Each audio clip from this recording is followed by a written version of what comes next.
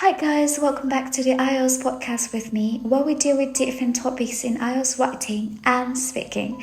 Today we're going to look at an actual IELTS writing type question. I'll break it down, share some solid ideas, and help you think clearly about how to deal with this type of question in the exam. So let's get into it. Here's the question. Some people think that children should learn how to cook at school. Others believe that cooking should be taught at home. Discuss both views and give your own opinion. So this is a discussion and opinion question. That means we need to look at both sides of the argument and then decide what we think. Let's start with the idea that children should learn how to cook at school. So why would people want cooking to be part of the school curriculum? Well, first of all, cooking is just a basic life skill, right? At some point, everyone needs to know how to make their own food. You don't want to grow up and realize the only thing you can cook is instant noodles.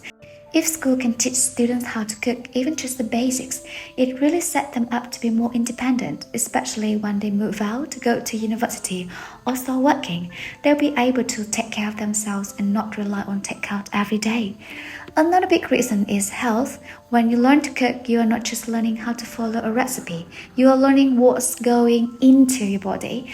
Schools can teach students how to prepare healthy meals, how to read food labels, or how to plan a balanced diet. And that's so important these days when fast food is cheap, convenient, and almost everywhere. If students understand the basics of nutrition early on, they are way more likely to make better food choices in the future. And finally, we have to be honest. Not every child gets the chance to learn how to cook at home. Some families are too busy, some parents don't know how to cook themselves, and others might just not make it a priority. So when schools offer cooking classes, it gives every student, no matter their background, a fair chance to learn something that could genuinely help them later in life. Now let's talk about the other side, the people who think cooking should be taught at home. And that makes sense too, right? In many families, cooking isn't just about preparing food, it's a way of sharing culture, values, and even religion. Parents often pass down traditional recipes that have been in the family for generations. These dishes carry meaning, they connect children to their roots. And honestly, that's something schools can't really replicate, no matter how good the lesson is. It's just not the same as learning from your mom or your dad in your own kitchen.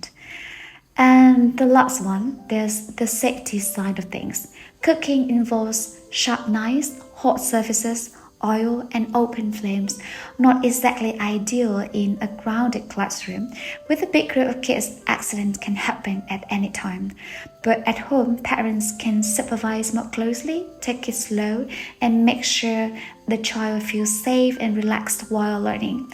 That kind of personal attention makes a real difference, and it's something school might struggle to provide. So, what do I think? Honestly, I believe both school and home have a role here. Schools can provide the basics, safety, hygiene, nutrition, or how to follow a recipe. That way, even students who don't get support at home still get a foundation. But then, at home, families can take it further, teach their own values, pass on family recipes, make cooking a bonding experience. So in your essay, if you take a balanced opinion like that, it shows you're thinking clearly and seeing both sides, and that's exactly what the IELTS examiner is looking for. So here's a quick structure you can follow for this kind of essay. In the introduction, you paraphrase the question and say you will discuss both views and also your opinion. In paragraph 1, talk about what cooking should be taught at school. In paragraph 2, talk about why it should be taught at home. And in conclusion, summarize and restate your opinion. And before we wrap up, I've put together a little handout for this episode. It includes all the main ideas we talked about, with examples, useful vocabulary, and a simple structure you can follow for your own writing. If you want to download it, you can find a link in the description of this episode or in the comment section. It's perfect if you want to take notes or review the ideas later without having to re-listen to everything. Alright, that's all for now. Thanks for being here. And remember, you're learning, you are growing, and you've got this.